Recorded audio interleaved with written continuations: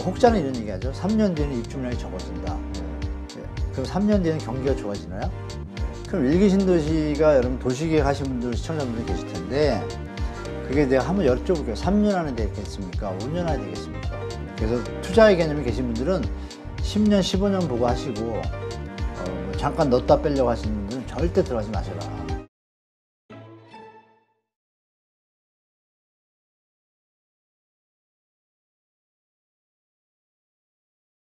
지금 대출 관련해서 이제 뭐 금리가 좀 낮아지는 듯한 어떤 뉘앙스의 이야기들이 들리면서 네. 이제 이것이 역시 또 부동산을 올리는 하나의 요소 혹은 내가 좀 더 버틸 수 있는 영끌 투자자들. 오늘 이상하게 기자님들 성투장이 돼버렸는데 물론 그것도 기사는 팩트는 맞아요. 맞는데 제가 말씀드릴게 한번 보세요. 네. 0.0면 내려가지고 물론 우리 최고점이 있었잖아요. 레고랜드 사태 때 그때는 막 7%까지 갔어요. 근데 하단이 5%였고 지금 3.3%대라는 단어를 자꾸 쓰잖아요. 네. 그 3%대 하단이 3.91%거든요. 아, 거의 4%네요. 네. 그리고 상단이 6.8이에요. 큰 차이 있나요? 솔직히? 별 차이 없어요. 0.23 정도. 근데 이걸 가지고 도배를 하는 것도 3%대라고. 더 중요한 건 뭐냐? 3%대에 해당하는 사람은 전 국민의 몇 프로 안 돼요. 이거 1등급. 1등급 신용자들. 당연한 거 아니에요? 네. 10등급 분들, 9등급, 10등급은 대출도 안 해주고 7, 8등급 되면 6.8%인 거예요. 네. 그러면 일반적으로 성실하게 사신 분들이 3, 4등, 5등급이라고 치면 그분들은 다 4.5, 4.8이라는 얘기예요. 네. 작아야 4.1이고. 무슨 차이가 있다고 이거를 지금 몇 달째 그냥, 몇 달째는 아니지 한 달 됐나요? 한 달 내내 3%대 대출금리 늘은 제가 얘기했잖아요. 그것도 거짓말 뉴스 같고 이것도 거짓말 같고 그리고 1분기에 5대 은행 주택담보대출 평균 금리가요. 내보낸 거 4.4%입니다. 왜 자꾸 3% 얘기를 해요? 이거는 딴 나라 사람 얘기잖아요. 그죠? 이렇게 왜 기사를 쓰시면 안 되죠. 그리고 이렇게 쓰는 게 그 와중에 불행 중 다행인지 은행채 아시죠? 여러분들 은행에서 발행하는 채권인데 은행채 그 만기 도량기 하반기가 126조가 4조예요. 그러면 다시 은행채를 돈을 벌었으면 벌어서 갚든지 아니면 돈이 없으면 또 발행해서 다시 받아가지고 갚았고 대환대출해야 되잖아요. 네. 은행끼리. 근데 그 은행끼리 하는 그 대환대출 금리가 오른 거예요. 왜? 돈이 시중에 많이 없으니까. 투자를 잘 안 하니까 사람들이 은행채를. 그러니까 걔가 몇 프로가 올랐냐. 그러면서 보도들, 아까 말씀드린 보도들은 뭐 0.2 내려 이랬단 말이에요. 0.2% 내려. 전달에 비해. 그런데 지금 바로 엊그제부터 0.3% 올랐어요. 다시. 다시. 거기 또 기사가 또 많이 안 나와. 이게 대한민국 언론의 현실인 게 개인적으로 너무 가슴이 아픕니다. 저는 더 신기한 게 네. 이렇게 맨날 언론을 까는데 네. 그래도 많은 언론이 우리 한 교수님을 인터뷰 기사를 계속 실어. 그거는 인터뷰를 계속해. 그거 왜냐면 우리 기자님들이 그래도 팬은 위대하다고 진실에 대해서 다 아시잖아요. 네. 아시기 때문에 기자님들도 입장도 우리가 좀 이해해 줄 게 있어요. 왜냐면 사주들이 좀 정신이 좀 똑바른 분들이면 기자분들도 편하게 쓰실 텐데 정신은 똑바르지만 어떤 추구하는 방향이 틀리다 보면 기사에 대해서 본의 아니게 간섭을 할 거 아니에요. 네. 그러다 보면 조금 뭐 이렇게 좀 기사가 좀 완벽하지 못한 경우가 있는데 그 아픔도 제가 알아요. 근데 대한민국은 어려울 때 기자분들이 나라를 세웠거든요. 그런 때가 오기 직전인 것 같아요. 지금 보니까. 그래서 저를 이렇게 인터뷰를 실어주시는 이유는 기자분들 중에도 이게 세상이 우리 대통령님께서 항상 말씀하시는 자유, 공정, 상식, 정의에 맞게 가려면 저는 그쪽 얘기를 주로 하니까 팩트만 하니까 실어주시는 건 당연한 거 아닌가요? 네. 그래서 합니다. 알겠습니다. 제가 무슨 일이 생겨야 되나요? 아니 그러면 네. 지금 전국의 그 아파트 입주 현황은 어떻습니까? 입주 현황은 제가 저번 달 조사했는데 여러분 네. 주택산업연구원이라는 기관이 있어요. 거기서 매달 이제 건설사 사장님들한테 연락을 취해가지고 입주 전망에 대해서 체크를 해요. 하는데 조금 서울은 좀 올랐어요. 아시겠지만 서울은 입주 물량이 적었잖아요. 지금까지. 가을부터는 좀 달라질 텐데 적어가지고 70%대까지 내려왔어요. 서울이. 그러다가 지금 81%까지 올라왔어요. 많이 올랐는데 여러분이 유의할 지역이 어디냐면 대전하고 부산이에요. 대전하고 부산이요. 입주 물량이 늘면서 인천은 뭐 말할 것도 없고요. 다 60% 70%대로 주저앉았어요. 그 전보다 안 좋아진 거예요. 입주율이. 그 얘기는 뭐예요? 빈집이 많아진다는 얘기잖아요. 그러면 이게 지방발 이제 하방 어떤 신호들이 좀 뜰 겁니다. 그럼 뜨면 그게 PF랑 또 연결되고 이런 것들이 있어서 올 하반기나 하여간 지금 6개월 정도 남았잖아요.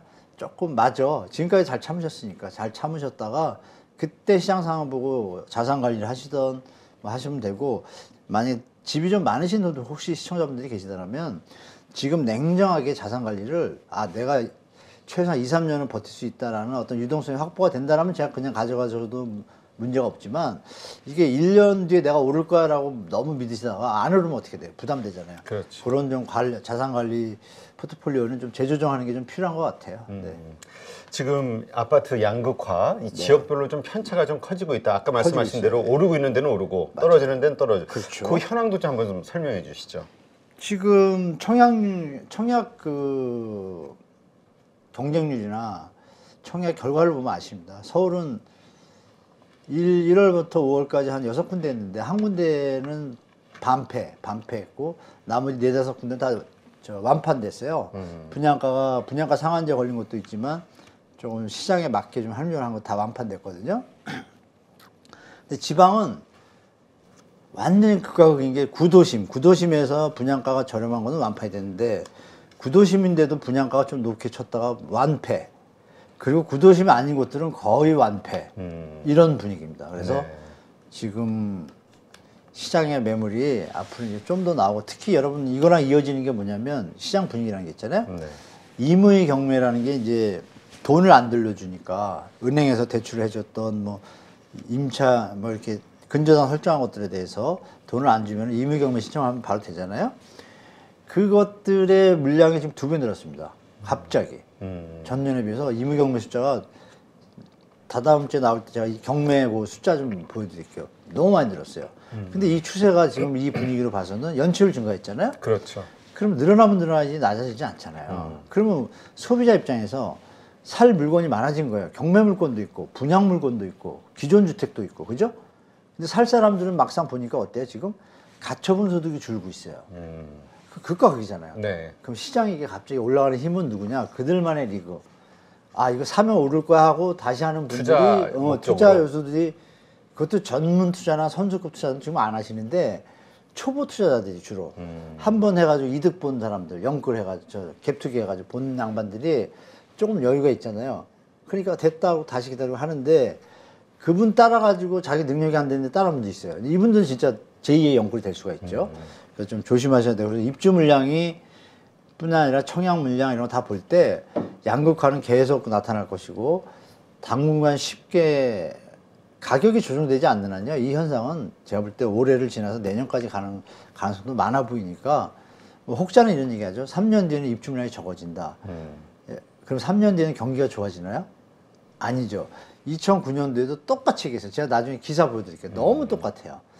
2009년도 때 떨어질 때 입주 물량이 이제 없어진다, 3년 뒤에. 그때 집값 계속 늘어났거든요. 네. 그 얘기에 대해서 여러분들이 좀 2030들은 그걸 좀 한번 서베이를 해보시는 게 좋을 것 같아요. 그래야 이제 안전하게 자산 관리가 됩니다.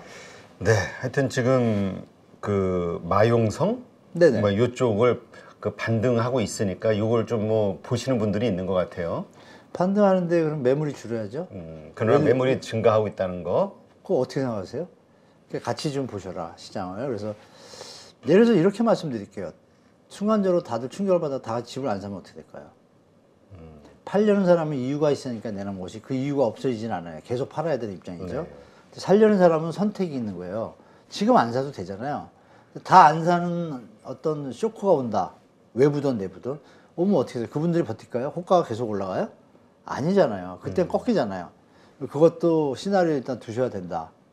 그리고 예전처럼 소득이 늘고 뭐 지금 좋은 게 없잖아요, 지금. 네. 그러니까 지금은 사실 횡보 구간이나 하방 어떤 편향성 하방을 좀 바라보는 다운 스텝이 진행될 가능성이 좀 많아 보여요, 제가 볼 때는 아직. 네. 자, 그럼 이번엔 그 일기 신도시 재건축과 관련한 이슈 좀 질문 드릴게요. 일기 신도시네. 네, 이번에 이제 순회역 에스컬레이터 역주행 난리 사건이 터지면서 네. 이거에 대한 문제가 노후화된 이 일기 신도시. 또 그렇게 쓰시네 또. 네, 요 문제가 다시 불거지고 있다. 아 심하다 진짜. 아, 그래요? 너무 심한 거 아니에요 여러분. 그 에스컬레이터가 네. 그때 지어진 게 아직까지 안 고쳐졌다면 또 말은 맞죠. 처음에 30년 전 거면 아마 중간에 바꿀 수도 있잖아요. 아직 확인 안 했잖아요. 확인했는지 모르지만 확인했다 그래도 치더라도 서울에도 30년 전 에스컬레이터 많아요. 서울에서는 그 사고가 안 났습니까? 수도 없이 났는데 굳이 거기다 갖다 붙이는 거라고 봐요 저는. 에스컬레이터 안전관리가 안 돼서 사고가 난 거지. 그게 노후화됐다고는 물론 굳이 붙인다면 그럴 수 있겠죠. 노후화될수록 사고가 날 확률이 높으니까. 근데 그 노후화됐으면 사고가 나면 거꾸로 가지 말아야죠. 그죠? 서야죠. 그렇죠. 그런 작동의 문제인 것 같아요 제가 볼 때. 중요한 건 뭐냐면 일기 신도시잖아요 핵심이. 네. 그 사고는 사고로 끝날 얘기인데 이거를 일기 신도시 노후화로 붙인 얘기는 뭐냐. 이 시장 참여자는 여러분들이 계시지만 그 기사의 패턴이 그쪽으로 갔다는 얘기는 뭐예요? 일기 신도시가 펌핑돼야 좋은 사람들이 원하는 기사잖아요. 그쵸? 네. 그럼 일기 신도시가 여러분 도시계획 하신 분들 시청자분들 계실 텐데 그게 내가 한번 여쭤볼게요. 3년 안에 되겠습니까? 5년 안에 되겠습니까? 택도 없거든요. 지금 법도 통과 안 됐고, 그죠? 법이 통과되려면 지금 총선은 끝나야 될 것 같아요, 제 생각에. 그 법이- 정말 운 좋으면은 뭐 심상정 의원이 낸 게 있고 새누리가 아니라 하두리를 바꾸니까 국힘 송원석 의원 외 21명이 낸 안이 있고 민주당도 뭐 준비하고 있는 걸 알아요. 그럼 그 통합이 돼야지 또 일단 그죠? 그렇죠. 자기들끼리 모여가지고 그것도 없어요 지금 다 따로 놀고 있어 셋이 세 당이 정의당 세 당이 다 따로 놀고 있고 그 내용은 원문을 잘 다 읽어봤어요 법안을 내용이 없어 그냥 도시정비계획 갖다 붙여놓고 일기신도시만 껴놓은 거예요 디테일이 없어 그럼 시행령 시행규칙은 나중에 만들거든요 그러면 이게 모호한 부분이 너무 많은 게 어느 지역은 또 존치하고 안 되는 거예요 한꺼번에 다 하는 게 아니라 어느 지역은 예를 들어서 리모델링 단지가 잘 가고 있다 이거는 그러면 안 한다 이거예요 네. 그러니까 완벽하지가 못하고 지금도 계획을 잡고 있는 중이에요. 계획을 잡는 중에 결정적인 게 뭐냐면 블록단이에요 이게. 일기신도시가 만약에 3번이다. 3번이면 단지가 아마 100개가 있다. 100개 한꺼번에 풀 수 없잖아요. 그렇죠. 원래대로 하면 어떻게 돼? 원래 여기가 오래됐으면 얘기 먼저 해주고 가장 오래된 데부터. 차근차근 했잖아요 원래. 근데 블록으로 한대요. 블록으로 하는데 만약에 얘는 오래됐고 얘는 제일 늦어. 제일 빨리 했어. 그럼 저 옆 동네랑 또 틀리잖아요. 이걸 맞추려면 시간이 더 걸리는 건 당연한 거 아니에요? 그래서 이거 30년 걸린다고 봐요, 할 때. 근데 30년 걸려서 집 10만 채 늘리려고 하는 건 말도 안 되는 거고.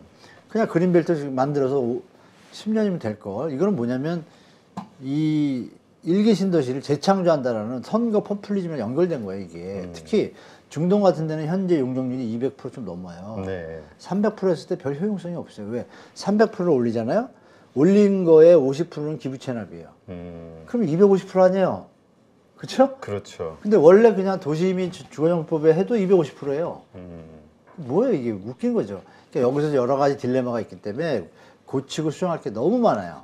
그래서 이거 뭐 1년에 되는 것도 아니고 이 실체가 이제 보세요 여러분 제가 거짓말인가 이거 30년 갑니다. 100%. 그러면 제가 죽어서도 이거 다 안 됐을 거예요. 100% 안 됩니다. 그러니까 우리 중간중간에 먼저 하는 단지가 운이 좋게 자기가 투자를 했다. 그럼 천만다행인데 어떻게 하는데 그게 만약에 맨 뒤에 순위라 그러면 30년 걸린 거예요. 그걸 누구한테 하소연할 거야 나중에. 그러니까 이런 것도 잘 보셔야 돼요. 그러니까 이 특별법 제정 때문에 리모델링 하려고 딱 계획하던 것들이 다 스톱됐다가 보니까 지금 이게 다시 해요. 언제 될지 모르니까 리모델링으로 다시 네. 선회한다고. 여기서 중요한 게 그거예요. 선회하는 게 아니라 상식적으로 생각해보세요. 그분들이 잠깐 스톱한 이유는 그거야. 용적률을 높여준다 했단 말이에요. 네. 근데 가만히 들어보니까 이거 용적률을 다 500%당 도시가 망가지잖아요. 그건 아닌 것 같단 말이에요. 근데 리모델링 할 때 거의 300% 막 280 비슷하단 말이에요. 말씀드린 대로 300% 해봤자 50% 빼면 250이에요. 뭐야 이거 땅은 그러면 6분의 1을 뺏기잖아요. 근데 이거는 그냥 240으로 해도 내 땅 그대로 있고 그러니까 이득이 되는 게 별로 없는 거예요. 계산해 보니까 이거 뭐야? 도대체 목적이 뭐지? 우리 그냥 주민들이 다시 모인 거예요. 처음에는 정부에서 딱 발표를 하니까 야, 일단 리모델링 시도합시다. 가지고 조합장이 뻘쭘해진 거죠. 리모델링 네. 조합장님이 이 뭐지? 그 리모델링 조합장도 공부를 했겠죠. 저처럼 보니까 이거 뭐야? 완전 허당이네. 제 생각에. 이거 하려면 시간 다 가네. 이거 죽을지도 모르겠고. 그분이 만약에 70세면 못 보고 죽어요. 그렇죠. 그죠? 그러니까 그분이면 어떻게 하겠어요? 그냥 합시다. 하는 게 우리 지금 미쳐 죽겠는데 사는데 그렇죠. 빨리 고쳐서 지금 시공사까지 다 정해놨는데 뭐 우리가 벌면 얼마를 벌겠다고 그걸 10년, 20년을 기다리냐. 그냥 우리 리모델링 갑시다. 투표를 하니까 주민들이 얘기를 듣고 나니까 맞거든요. 이게 뭐지? 알고 보니까 500%를 다 해준다는 것도 아니고 어떤 선도 구역만 해준다 그러고 어떻게 정할지 가이드도 없고 웃기는 거잖아요. 이게 그러니까 선거 포퓰리즘으로 만든 정책이라는 게 드러나는 거예요. 국민들의 입장에서 공청회를 일본처럼 5년, 10년 한 것도 없잖아요. 그럼 이런 문제가 많아요. 그래서. 근데 이 리모델링 하면은 사실 가장 오래된 그 논쟁 중에 하나가 그 내력벽 전혀 철거하는 문제 문제. 없는데요? 아, 지금 괜찮아요? 내력벽을 하면은 공사비가 더 들어요. 철거할 수 있는데 공사비가 너무 들어서 추가 부담금이 많이 나오니까 내력벽을 최대한 활용하는 게 공사비가 제일 적어요. 일반 재건축하는 수준까지도 갈 수 있고 더 넘을 수도 있어요. 그런 말 있잖아요. 차라리 부수고 짓는 게 낫겠다 이런 얘기가 그래서 나오는 거예요. 그래서 제가 일부 현장들에 대해서는 옛날에 어느 조합장님 오셨을 때 그런 얘기 했어요. 잘 계산하셔가지고 이거 리모델링 밑에 만약에 안반 나온다 그러면 공사비가 한 또 10% 올라가요. 네. 계산하셔가지고 다 같이 집을 다 털고 새로 짓는 게 더 빠르고 시간도 빠르고 돈도 더 들 수 있으니 그걸 비교해 보시라 그랬어요. 그렇죠? 우리가 저 뭐 자동차 하나 만들었는데 이거 새로 하나 사서 하는 비용하고 이거 인건비 계산하고 이거 뜯었다 고쳤다 해보세요. 그게 벌써 판결이 났거든요. 그래서 그 제가 볼 때는 리모델링의 장점이 지금 현재 많이 정리가 되어 있고 그냥 하면 되잖아요. 네. 동의도 다 돼 있죠. 뭐 또 뭐라 그럴까요? 시공사도 정해졌죠. 그냥 사인만 하면 가는 건데 이게 갑자기 이 신도시법 때문에 멈췄다가 가만히 돌아보고 계산해보고 점검을 해보니 의미가 없네. 근데 그걸 알고 신도시법에 대해서 그 주택토지국토부에 나와가지고 대담한 게 있어요. 저도 유심히 들었는데 지금 하고 있는 데는 그냥 그대로 가시고 그럼 그거는 제외하고 나머지 갖고 합니다. 이 말이 웃기잖아요. 처음에 뭐라고 했어요? 전체를 통합 재창조한다 했잖아요. 그러니까 이게 얼마나 허술하게 시작된 건지를 알 수가 있는 거예요. 이해되셨죠? 그래서 이거 시간이 좀 많이 걸릴 거다라고 좀 보시면 되겠습니다. 그 일단 그 일기 신도시에 사는 분들의 입장에서는 어떻게 하는 게 최선일까? 이분도 입장에서는 또 일기 신도시에 사시는 분들은요. 네. 그냥 천천히 원래대로 했으는 거 바래요. 이게 중요한 얘기예요. 일기 신도시에 안 살면서 투자한 사람들 있죠. 네. 이 사람들이 지금 얘기하는 거예요. 다 이해되시죠? 지금 이 얘기를 어떻게 들을 수 있냐면은 이 동의율이라는 게 있잖아요. 근데 그것도 지금 법에 안 정해졌어요. 지금 도시계획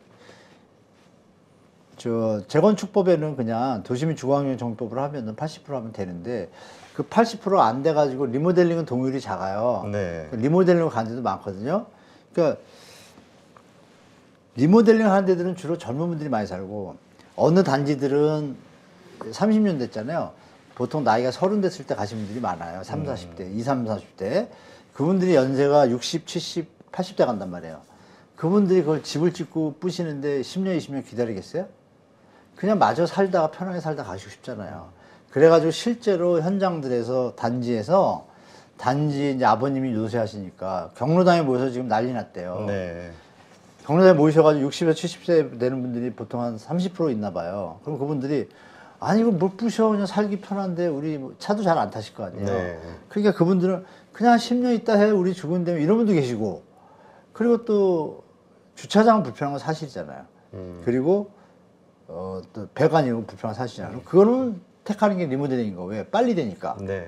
그거는 이제 어르신들도 참을 만한 거예요. 근데 재건축해서 10년, 20년 머리 아픈 거죠. 그러니까 이런 분들이 너무 섞여 있고 혼재돼 있어서 또 지역마다 틀린 게 똑같은 블록인데 하나는 용적률이 220% 지었고 하나는 180% 지었어요. 그러면 집값 따질 때 사실은 얘가 더 싸잖아요. 네. 단가가. 근데 값을 같이 쳐야 되는 상황이 벌어지면 싸움이 나잖아요. 여러 가지 문제가 있으면 이거를 다 정리하려면 시간이 좀 걸리겠죠? 그래서 투자의 개념이 계신 분들은 10년, 15년 보고 하시고, 뭐 잠깐 넣었다 빼려고 하시는 분들은 절대 들어가지 마셔라. 밀릴 수도 있다. 말씀드리겠습니다. 알겠습니다. 하여튼 그러한 특성 잘 판단하시고 네. 네, 조사해보시고 결정하시기 바랍니다. 네, 오늘 여기까지 하도록 하고요. 네네. 오늘도 이렇게 좋은 인사이트 함께해 주신 한문도 교수님 고맙습니다. 네. 3기 신도시에 너무 욕만 해가지고 3기 신도시가요. 도시 및 주거정비법으로 해도 네. 너무 멋있게 잘 됩니다. 3기? 아, 일기 신도시요? 일기. 네. 그냥 도시 및 주거정비법만 써도 너무 이쁘게 도시가 돼요. 도로들이 강남보다 더 좋아요. 그런 걸 좀 말씀드리고 상기 신도시 주민들은 순서대로 그냥 옛날 법으로 해도 더 좋다라고 다 알고 계세요. 그러니까 이 이상한 법 때문에 지금 시끄럽거든요. 상기 신도시 너무 일기 신도시 너무 살기 좋으니까 집만 새로 주면 된다. 좀 다시 한번 말씀드리겠습니다. 네, 알겠습니다. 고맙습니다. 네.